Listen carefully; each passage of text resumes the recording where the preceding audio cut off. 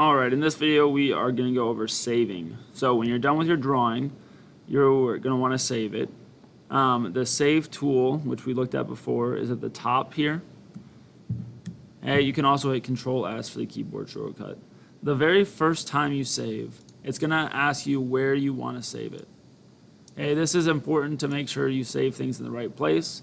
Okay, as we talked about when we did our file management discussion. So you should have a project folder on your desktop.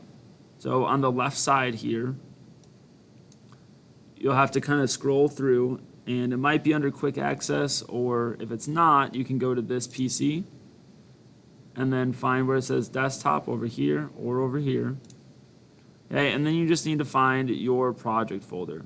So I have lots of other folders. You should only have one folder that is your project folder. Okay, so you're going to double click in there. Now, to double check and make sure you're in the right place, you can look at the top, and it should say this PC, desktop, and then project folder. Okay, if yours doesn't say that, you need to go back over here and find your project folder before you save. Okay, then last thing to do before you save is rename. Okay, remember these should be specific names. Doing things like this is not useful.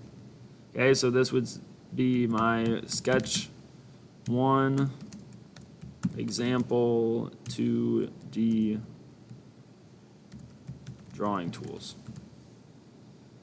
Okay, and then when you click save, it'll save and you'll see your file name at the top will change. Okay, now when you make changes to this, you're going to get that little dot by the file name, okay, called an asterisk. Now if I hit Control S, that dot will disappear, and that's how I know I'm saved. Once you are saved, then you can exit out and log out for the day. Alright, that's it for this video on saving 2D drawings in SolidWorks.